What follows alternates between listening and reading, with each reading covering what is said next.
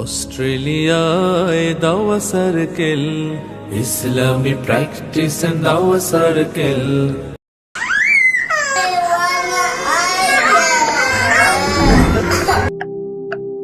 একটা প্রজন্ম বেড়ে উঠছে, রাত ৩টার সময় তাদের চোখে এক ফোঁটা ঘুম নেই। চোখে আছে শুধু স্ক্রিনের আলো, আর সেই আলো তাদেরকে ভেতর থেকে শেষ করে দিচ্ছে। এটা আমার কথা না, এটা গবেষণা বলছে। পিউ রিসার্চ সেন্টারের ডেটা অনুযায়ী টিনেজারদের অর্ধেকই কনস্ট্যান্টলি অনলাইনে থাকে। শুধু ডিভাইস অ্যাডিকশন না, 90% শিশু কিশোর কোনো না কোনোভাবে অ্যাডাল্ট কন্টেন্টের সান্নিধ্যে এসেছে। এছাড়াও বিশ্ববিদ্যালয়ের শিক্ষার্থীদের উপর একটা গবেষণায় দেখা গেছে তাদের 4 জনের 1 জনই অনলাইন জুয়ায় আসক্ত। এই ব্যাপারগুলো আমাদের তরুণ সমাজকে ধ্বংসের দিকে নিয়ে যাচ্ছে। আমাদের স্টুডেন্টদের একাডেমিক এবং এক্সট্রা কারিকুলার অ্যাক্টিভিটিস ভেঙে পড়েছে। শিশু কিশোরদের মাঝে ডিপ্রেশন, অ্যাংজাইটি, মেন্টাল ডিসঅর্ডার ভয়াবহ আকার ধারণ করছে। পরিবার আর সমাজ থেকে তারা দূরে সরে যাচ্ছে, এমনকি আস্তে আস্তে তারা আত্মহত্যার দিকে এগিয়ে যাচ্ছে, শুধুমাত্র একটা স্ক্রিনের কারণে। আমাদেরকে জিজ্ঞেস করি যে ছবিতে আপনারা কি সমস্যা দেখতে পান, তো তারা অনেকক্ষণ তাকিয়ে থেকে বলে মনে হচ্ছে ছবিটা এআই জেনারেটেড। আমি বলি যে এই একটা প্রবলেম আপনারা দেখতে পাচ্ছেন, আর কোনো প্রবলেম দেখতে পাচ্ছেন না? সত্যি সত্যি হ্যাঁ, আমি তো দেখতে পাচ্ছি না। তো এই জিনিসটা তাদের কাছে খুব নর্মাল হয়ে গেছে যে একটা টিনেজার বাচ্চা একা তার রুমে বসে একটা ইন্টারনেট কানেক্টেড ডিভাইস, কম্পিউটার বা মোবাইল ফোন দিয়ে একা একা যা খুশি তাই করতে পারে, যার সাথে ইচ্ছা কথা বলতে পারে, ভিডিও কল করতে পারে, যে কোনো নোংরা ওয়েবসাইটে যেতে পারে, এবং এই জিনিসটা বাবা মারাই ব্যবস্থা করে দিচ্ছে। এখন অনেক বাবা মা বলবে আচ্ছা, এখন আমার টিনেজার বাচ্চা হয়ে গেছে, তার তো স্কুলের পড়ালেখা আছে, তার তো কম্পিউটার দরকার। ওকে ফাইন, সেই কম্পিউটারটা থাকবে একটা পাবলিক স্পেসে, একটা লিভিং রুমে বা ডাইনিং রুমে থাকবে, যেটা স্ক্রিনটা বাইরের দিকে ঘোরানো থাকবে, যেন বাচ্চারা বুঝতে পারে যে আমি এরকম উল্টোপাল্টা কিছু করলে সবাই দেখে ফেলবে। না হলে তো কোনো অ্যাকাউন্টেবিলিটি থাকবে না। এই যে একা ঘরে আমরা যে বাচ্চাদেরকে দিচ্ছি, এটা একটা ডিভাইস দিয়ে দিচ্ছি যেটা ইন্টারনেট কানেকশন আছে, আমরা কিন্তু সাথে সাথে এই বাচ্চাটাকে মিলিয়ন্স অফ অনলাইন প্রেডেটরের কাছে এক্সপোজ করে দিচ্ছি। ইভেন আপনারা সারপ্রাইজ হবেন যে ইউকে হোম অফিসের কাছে একটা ডেটাবেস আছে যেখানে প্রায় 2.8 মিলিয়ন চাইল্ড সেক্সুয়াল অ্যাবিউজারের রেজিস্ট্রি আছে। এগুলো হচ্ছে নোন, এই লোকগুলাকে ডিটেক্ট করা গেছে। তার মানে আননোন কত মিলিয়ন আছে চিন্তা করে দেখেন, যাদেরকে এখনো ধরা যায়নি। তো এই লোকগুলো প্রতিদিন ঘুরে বেড়াচ্ছে ইন্টারনেটে, ঘুরে বেরিয়ে খুঁজে বেড়াচ্ছে কোন বাচ্চাকে গিয়ে তারা অ্যাটাক করবে, কোন বাচ্চাকে তারা এক্সপ্লয়েট করবে। তো আমরা কিন্তু বাচ্চাদেরকে এই প্রাইভেট বেডরুমে একটা ইন্টারনেট কানেক্টেড ডিভাইস দিয়ে সুযোগটা করে দিচ্ছি। তো এই ব্যাপারে খুব সাবধান থাকা দরকার যে একটা বাচ্চাকে আজকাল ডিভাইস দেওয়াটা, স্পেশালি ইন্টারনেট কানেক্টেড ডিভাইস দেওয়াটা হচ্ছে খুবই একটা রিস্কি ব্যাপার, কারণ এই ডিভাইস দিয়ে পৃথিবীর যে কেউ যে কোনো সময় বাচ্চার সাথে কন্ট্যাক্ট করতে পারে। দেশে সারপ্রাইজিংলি দেখছি ঘরে ঘরে বাচ্চারা রোবলক্স খেলছে। রোবলক্স কিন্তু অনেকগুলো দেশে ব্যান করে দেওয়া হয়েছে, বহু ওয়েস্টার্ন কান্ট্রিতে ব্যান করে দেওয়া হয়েছে, কারণ এটা একটা খুব ভয়ঙ্কর একটা গেম হয়ে গেছে এখন। স্পেশালি রোবলক্সে যেহেতু চ্যাট করা যায়, ইভেন ভয়েস কনভারসেশনও করা যায় র্যান্ডম লোকজনদের সাথে, এই কারণে বাচ্চারা এখানে সাংঘাতিক রকমের হার্মের ভিকটিম হচ্ছে। স্পেশালি পেডোফাইলরা কিন্তু এখন রোবলক্স প্ল্যাটফর্মটা তাদের কাছে এখন খুব পপুলার একটা প্ল্যাটফর্ম হয়ে গেছে, যেহেতু এখানে প্রচুর বাচ্চা পাওয়া যাচ্ছে। তো ভুলেও বাচ্চাদেরকে রোবলক্স গেমটা খেলতে দিবেন না। আমি খুবই সারপ্রাইজ যে বাংলাদেশে অলমোস্ট যতজনের বাসায় গেলাম সব বাসায় গিয়ে দেখছি বাচ্চারা রোবলক্স খেলছে। এখানে দুটো খুব বড় প্রবলেম আছে, একে তো চ্যাট করা যায়, আরেকটা হচ্ছে যে এই রোবলক্সে হচ্ছে যে বিভিন্ন মানুষ গেমের লেভেল বানিয়ে নিয়ে আসে, বিভিন্ন ধরনের ছোট ছোট গেম বানিয়ে নিয়ে এই প্ল্যাটফর্মে দেয়, সেই গেমগুলোকে বাচ্চারা খেলে। এখন এই যে গেমের ওয়ার্ল্ড গুলো বানাচ্ছে, র্যান্ডম মানুষজন এসে বানাচ্ছে, তারা কিন্তু খুব ভয়ঙ্কর সব ওয়ার্ল্ড বানায়। যেমন রোবলক্সে গেলে আপনি প্রচুর নাইট ক্লাব পাবেন, যে নাইট ক্লাবগুলো থেকে বাচ্চারা কি করে আপনি তাকিয়ে থাকতে পারবেন না, এরকম সব জঘন্য কাজ চলছে। রোবলক্সে নুড পার্টি হয়, যেখানে গিয়ে বাচ্চারা যাচ্ছে। তারপরে রোবলক্সে গিয়ে, শুনতে খুব খারাপ শোনাবে, যে ওখানে গিয়ে অ্যাকচুয়ালি ব্রথেল আছে, সেখানে বাচ্চারা যাচ্ছে এবং গিয়ে তারা পার্টিসিপেট করছে, প্র্যাকটিস করানো হয় তাদেরকে দিয়ে কিভাবে করতে হয়। চিন্তা করে দেখেন, এরকম ভয়ঙ্কর পর্যায়ে চলে গেছে। রিসেন্টলি রোবলক্সে বের হয়েছে যে ওখানে বিভিন্ন মসজিদ পাওয়া যায়, ওই মসজিদে গিয়ে বন্দুক নিয়ে গিয়ে শুটিং করে মুসলিমদেরকে মারতে হবে, এই ট্রেনিং দেওয়া হচ্ছে, এবং এটা বাচ্চারা প্র্যাকটিস করছে। তো এটাই হচ্ছে সমস্যা, যে একে তো রোবলক্সে চ্যাট করা যায়, তারপর হচ্ছে রোবলক্সে র্যান্ডম গেম ডিজাইনাররা এসে এরকম ভয়ঙ্কর সব মিনি গেম বানায়, যে গেমগুলো বাচ্চাদেরকে খেলতে দেওয়া হয়। বাচ্চাদেরকে খুব একটা ফিল্টারও করা হচ্ছে না, এই প্ল্যাটফর্মটা কোনো একটা কারণে খুব একটা সেন্সরও করে না। তো রোবলক্স থেকে জলদি বের করে ফেলুন বাচ্চাদেরকে, এই গেমটা এখন একটা ভয়ঙ্কর একটা গেম হয়ে গেছে।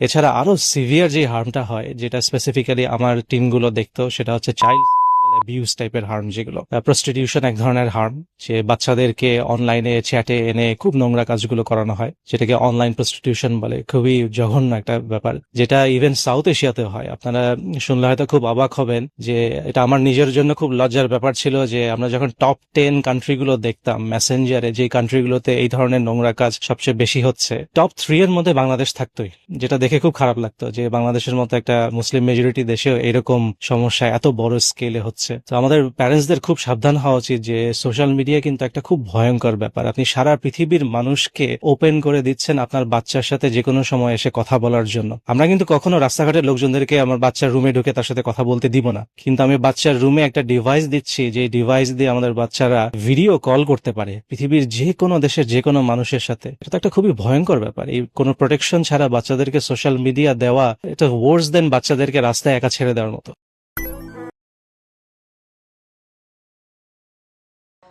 يا أيها الذين آمنوا قوا أنفسكم وأهليكم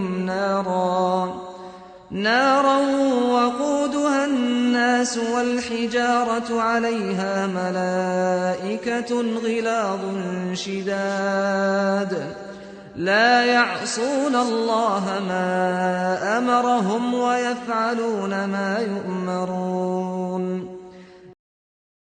আমাদের বাংলাদেশে এখন অনেক প্যারেন্টসের মধ্যে এই ধারণা ঢুকছে যে বাচ্চাদের বন্ধু হইতে হবে। মানে দুই এক্সট্রিম বলতেছি, আরেক গ্রুপ তো আছেই যে পিটাপিটির উপর আছে, এবং যারা হচ্ছে ইভেন কোরআন হাদিস থেকেও অনেক সময় রেফারেন্স দেয় যে পিটাইতে বলা হয়েছে, যে বা যদি নামাজ 10 বছরে না পড়ে সো সন্তানকে মাইর দিতে হবে। সো এই জায়গাটা যদি তুমি তোমার আন্ডারস্ট্যান্ডিং অ্যান্ড ইয়েটা বলো। সমস্যা হচ্ছে আমরা যদি সত্যি, এবং আমি একটু যোগ করি, ফ্রেন্ড হওয়া বলতে আবার আমি যেটা দেখছি অনেকের ছেলে মেয়ের কোনো ভুলকেই সে ধরে না।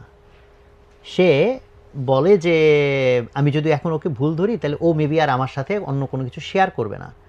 সে কষ্ট পাচ্ছে, বাকিদের সাথে শেয়ার করতেছে, বাট বাচ্চার কারেকশনের জন্য যে মেসেজটা কনভে করা দরকার সেটাও করতেছে না। মানে আমি একদম প্র্যাকটিক্যাল এক্সপিরিয়েন্স থেকে বললাম। এটা থেকে আমার খুব ইন্টারেস্টিং মনে পড়লো যে আমি একটা প্যারেন্টিং কোর্সে পার্টিসিপেট করেছিলাম। সেটা হচ্ছে ডক্টর ড্যানিয়েল অ্যামেন নামে একজন নিউরোসাইকোলজিস্ট আছে। সে ওয়ার্ল্ডের লার্জেস্ট যে ব্রেইন স্ক্যান স্টাডি হয়েছে, প্রায় 250,000 ব্রেইন স্ক্যান স্টাডি করে যে রিসার্চ প্রজেক্টটা ছিল ওটার উনি পার্ট ছিলেন আর কি। তো তার একটা খুব ভালো প্যারেন্টিং কোর্স আছে, কোর কনভারসেশনস। তার প্লেলিস্টটার নাম হচ্ছে, ইউটিউবে গেলে পাওয়া যাবে, how to raise mentally resilient either kids or children, দুইটার একটা, how to raise mentally resilient maybe kids or children. তো ওখানে উনি একটা খুব ভালো জিনিস বলেছেন যে তার ক্যারিয়ারে উনি দেখেছেন যে হাজার হাজার প্যারেন্টসদেরকে স্টাডি করে দেখা যাচ্ছে প্যারেন্টসদেরকে মোটামুটি 3টা গ্রুপে ভাগ করা যায়। একটা হচ্ছে ফার্ম অ্যান্ড কাইন্ড প্যারেন্ট, যে ফার্ম মানে হচ্ছে যে প্যারেন্টরা কিছু বাউন্ডারি সেট করে দেন বাচ্চাদের জন্য, এই বাউন্ডারির মধ্যে থাকতে হবে, এই বাউন্ডারি কম্প্রোমাইজ করবো না, কিন্তু তারা কাইন্ডলি সেটা এনফোর্স করে দেন, কিন্তু সেই বাউন্ডারি কখনো সে ক্রস করতে দিবে না। যেমন বাউন্ডারি হচ্ছে 7টার পরে বাইরে থাকা যাবে না, কিন্তু সেটাকে তারা কাইন্ডলি এনফোর্স করেন। 1 ঘন্টার বেশি গেম খেলা দেখা যাবে না, কাইন্ডলি এনফোর্স করেন। এই সমস্ত ডিসিপ্লিনগুলো তারা খুবই স্ট্রিক্ট, কোনোভাবেই এই বাউন্ডারি ক্রস করা যাবে না, ক্রস করতে দিবেন না, কিন্তু কাইন্ডলি করেন। এটা হচ্ছে একটা গ্রুপ। আরেকটা গ্রুপ হচ্ছে লাভিং অ্যান্ড কাইন্ড। বাচ্চা রাত 9টার সময় বন্ধু বান্ধবের কাছ থেকে টাইম আসছে, বাসায় আসছে, থাক না, ইয়াং বয়সে তো একটু একটু করে। বাচ্চা 4-5 ঘন্টা গেম খেলছে, খেলুক না, এই বয়সে তো একটু গেম খেলবে, বড় হলে সব ঠিক হয়ে যাবে, তাই না? বাচ্চা পার্টি করে বেড়াচ্ছে, রেস্টুরেন্টে গিয়ে 1000 টাকা উড়িয়ে আসছে, এই বয়সে তো বাচ্চারা করে, আমিও করে আসছি ছোটোবেলায়। তো এটা হচ্ছে লাভিং অ্যান্ড কাইন্ড, একদম লুজ আর কি, নো বাউন্ডারি। আর থার্ড হচ্ছে ওই পিটাপিটি টাইপের, হার্শ আর এই টাইপের, যারা খুবই স্ট্রিক্ট এবং খুবই হার্শ এবং অনেক সময় বিটিং করে ওই টাইপের। তো উনি বলছেন যে প্রায় কয়েক হাজার প্যারেন্টকে স্টাডি করে দেখা গেছে যে ওই যে ফার্স্ট যে গ্রুপটা, যারা ফার্ম এবং কাইন্ড, বাউন্ডারি মেনটেন করে কিন্তু কাইন্ড ওয়েতে করে, তারা সবচেয়ে সাকসেসফুল চিলড্রেন রেখে যায় সোসাইটিতে। আর সবচেয়ে ওয়ার্স চিলড্রেন রেখে যায় সোসাইটিতে কিন্তু ওই পিটাপিটি গ্রুপ না, এই যে মাঝখানের যে নো বাউন্ডারি লাভিং আদরের প্যারেন্টসগুলো, এরা হচ্ছে সোসাইটিতে সবচেয়ে খারাপ চিলড্রেন রেখে যায়। দেখো তুমি যেটা বললা এক্স্যাক্টলি ওইটাই হচ্ছে, যে আমি যদি কোনো বাউন্ডারি এনফোর্স না করি, অতিরিক্ত ভালোবাসি বাচ্চাদেরকে, থাক না এই বয়সে তো করবি, এরকম করে যদি ছেড়ে দিই, বাউন্ডারি না থাকে, এই সবচেয়ে খারাপ চিলড্রেন এই প্যারেন্টসগুলোই রেখে যাবে। কেন এটা আমি অনেক প্যারেন্টসের মধ্যে পাইছি, আমি বোঝার চেষ্টা করলাম যে এটা কোথা থেকে আসছে। আমার ধারণা নাটক সিনেমা থেকে, maybe I am not sure. পারে। আর এই মানে হয় কি যে ফ্রেজটা আমার মনে হয় বারবার এফোর্ট লাগে, কারণ এই লাভিং এন্ড কাইন্ড হতে কোনো এফোর্ট দিতে হয় না, কিন্তু ওই যে ফার্ম হতে হবে, বাউন্ডারি এনফোর্স করতে হবে, এবং একই সাথে পিটিএ কুইকলি সলিউশন না, ধৈর্য ধরে কাইন্ডনেসের সলিউশন করতে হবে। সবচেয়ে বেশি এফোর্ট কিন্তু এই গ্রুপে দিতে হচ্ছে, তাই না? এই এফোর্টটা কেউ দিতে চায় না। সমস্যা হচ্ছে আমরা প্যারেন্টিং এর পিছনে বেশি কষ্ট করতে চাই না, বেশি এফোর্ট দিতে চাই না, সময় দিতে চাই না, কুইক সলিউশন চাই। রাইট। এখন একটু তোমার পার্সোনাল ইয়ে থেকে জানতে চাই যে তোমার পার্সোনাল যে তোমার চিলড্রেনদের আপব্রিঙ্গিং, সেক্ষেত্রে তোমার যদি স্ট্রাগলের কথা বলো, একটা তো হচ্ছে হ্যাঁ তুমি অনেক কিছু শিখেছো যেটা রাইটলি ইমপ্লিমেন্ট করেছো, কাজ করেছে, বাট কোন জায়গাটা মনে হয় তোমার জন্য সবচেয়ে স্ট্রাগল করার মতো জায়গা অ্যাজ এ প্যারেন্ট? আমরা খুব স্ট্রিক্টলি কন্ট্রোল করতাম আমাদের ছেলে মেয়েরা কি দেখছে, কি শুনছে, কাদের সাথে মিশছে, কারণ এই তিনটাই বাচ্চাদেরকে মেইনলি খারাপ করে দেয়, এছাড়া আর কি আছে। আর তারা হয়তো জেনেটিক্যালি ডিফেক্টিভ হচ্ছে, সেটাও তো চোখগুলোর থেকেই আসে, কি ভাবছে সেটা থেকে আসবে, এবং কি করছে সেটা থেকে, সেগুলো থেকে আসবে। তো সে কি দেখছে, কি শুনছে, এবং কাদের সাথে মিশছে, এই তিনটা জিনিসকে যদি বাবা মারা একটু স্ট্রিক্টলি কন্ট্রোল করতে পারে, তো ইনশাল্লাহ অনেক হার্ম থেকে বাচ্চাদেরকে প্রোটেক্ট করা যায়। তো কি দেখছে এটা আমরা খুব স্ট্রিক্টলি কন্ট্রোল করি। আমাদের বাসায় কোনো লাইভ টিভি নেই, আমরা সেই যে 20 বছর আগে লাইভ টিভি বন্ধ করেছি, আর কোনোদিন লাইভ টিভিতে যাইনি, কারণ লাইভ টিভিতে আমার নিজের কোনো কন্ট্রোল নেই কখন কি স্ক্রিনে কি চলে আসবে। একমাত্র যেটা তারা দেখতে পারে সেটা হচ্ছে ইউটিউব দেখতে পারে। তো ইউটিউবকে আমরা খুব স্ট্রিক্টলি কন্ট্রোল করি। যেমন গুগলে গিয়ে চাইল্ড অ্যাকাউন্ট ক্রিয়েট করা যায়, আমি অ্যাকাউন্ট ক্রিয়েট করার সময় যদি বলে দেই যে হিসাব করে যে বয়স হবে 10 বছরের মতো, একটা ইয়ার সিলেক্ট করে ডেট অফ বার্থ, তাহলে সেটা একটা চাইল্ড অ্যাকাউন্ট হয়ে যায়। আর আমি লোকেশন সিলেক্ট করি কাতার, যাতে কাতারের অ্যাড আসে, অ্যাটলিস্ট ইউকের অ্যাড যেন ভুলেও না আসে। ইউকের অ্যাডগুলো খুবই জঘন্য টাইপের অ্যাড হয়, তো কাতারের অ্যাডগুলো দেখলাম খুব সুন্দর সুন্দর ক্লিন অ্যাড আসে। তো ওই লোকেশন সেট করে দিই, তারপর ওই অ্যাকাউন্টে ইউটিউবে লগ ইন করি, করলে ইউটিউব অনেক পরিষ্কার হয়ে যায়। আমি দেখেছি যথেষ্ট ক্লিন একটা ইউটিউব আসে, শুধুমাত্র বাচ্চাদের জন্য সুইটেবল কন্টেন্ট আসে। আর একটা খুব ইউটিউবে খুব ইম্পর্টেন্ট একটা সেটিং আছে যেটা সবার সেট করা উচিত, সেটা হচ্ছে ইউটিউবের সেটিংসে গেলে আইদার ডিরেক্টলি একটা অপশন আসবে রেস্ট্রিক্টেড মোড, অথবা জেনারেলে গেলে একটা অপশন আসবে রেস্ট্রিক্টেড মোড। এই সেটিংটা যেন ভুলেও অফ না থাকে, স্পেশালি যেই ডিভাইস বাচ্চারা ইউটিউব ইউজ করছে, মোবাইল হোক টিভি হোক। রেস্ট্রিক্টেড মোড অন করলে মোস্ট প্রবাবলি কমেন্ট সেকশনটা বন্ধ থাকে, রাইট? কমেন্ট সেকশনটা একটা হচ্ছে বন্ধ থাকবে, আরেকটা হচ্ছে যে চিলড্রেনের জন্য সুইটেবল না এরকম video automatically YouTube filter out করে দেবে। তো মোটামুটি ইউটিউব অনেকখানি ক্লিন হয়ে যায়, কিন্তু তারপরে ওয়েস্টার্ন কালচারে তারা চিলড্রেনদের জন্য সুইটেবল মনে করে, সেটা মুসলিমদের জন্য কমপ্লিটলি হারাম। তো অ্যাটলিস্ট কিছুটা ক্লিন হলো, এই চিলড্রেন অ্যাকাউন্ট দিয়ে লগ ইন করা, সাইন ইন করা ইউটিউবে, আর রেস্ট্রিক্টেড মোড অন করা, এই দুটো। আরেকটা যেটা কাজ আমরা করি রেগুলারলি, সেটা হচ্ছে যখন আমি হোম ফিডে দেখি কোনো একটা ভিডিও আসছে যেটা আমি চাই না আর আসুক, ওই ভিডিওর উপর ক্লিক করে বলি নট ইন্টারেস্টেড। তো এরকম কয়েক সপ্তাহ পর গিয়ে আমরা ক্লিন করি হোম ফিড। তো এআই ট্রেন্ড হয়ে যায় যে এগুলো আর দেখাবো না ফিউচারে, সো আস্তে আস্তে হোম ফিডটা খুব সুন্দর ক্লিন হয়ে যায়। আর আরেকটা ইম্পর্টেন্ট জিনিস হচ্ছে করা, যে ভালো ভালো যে চ্যানেলগুলো থেকে ভিডিও আসুক আমি চাই সেগুলোকে সব সাবস্ক্রাইব করে ফেলা।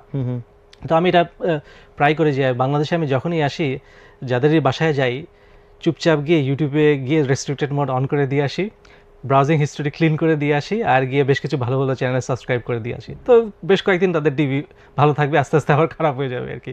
তো এই কাজটা করে মোটামুটি বাচ্চারা ইউটিউবে যা দেখছে সেটাকে অনেকখানি কন্ট্রোল করে, এই দেখাশোনাটা খুব ইম্পর্টেন্ট।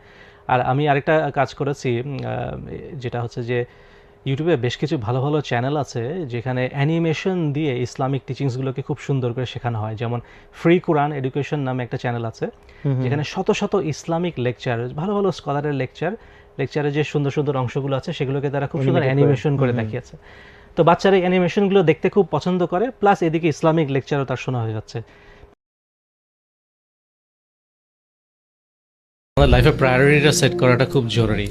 আমি ক্যারিয়ারে খুব সাকসেসফুল হলাম, কিন্তু আমার বাচ্চা নষ্ট হয়ে গেল, আমি কি সেটা চাই? সেটা চাই না। তখন কিন্তু আমার পুরো লাইফ হবে রিগ্রেট আর রিগ্রেট। আমি যখন মারা যাব, আমার মারা যাওয়ার আগের মুহূর্তটা হবে হচ্ছে আমার পুরো লাইফ নিয়ে রিগ্রেট। কেন আমি ক্যারিয়ারের পিছনে এত সময় দিয়েছিলাম, আমার পরিবারকে হারিয়ে ফেলেছি। আমি চাই না যে আমার লাইফটা এভাবে রিগ্রেট নিয়ে শেষ হোক। তো সেই কারণে আমার ক্যারিয়ার এবং আমার ফ্যামিলি টাইমকে কিন্তু ব্যালেন্স করতে হবে। তো এই বাচ্চাদেরকে সময় দেওয়া নিয়ে বেশিরভাগ প্যারেন্টসের একটাই এক্সকিউজ যে আমি সারাদিন খুব বিজি থাকি, বাচ্চাদেরকে সময় দিতে পারছি না, কি করা যায়, আমাকে একটা সলিউশন দেন, কোন অ্যাপ ইনস্টল করলে আমার আর বাচ্চাদেরকে সময় দিতে হবে না।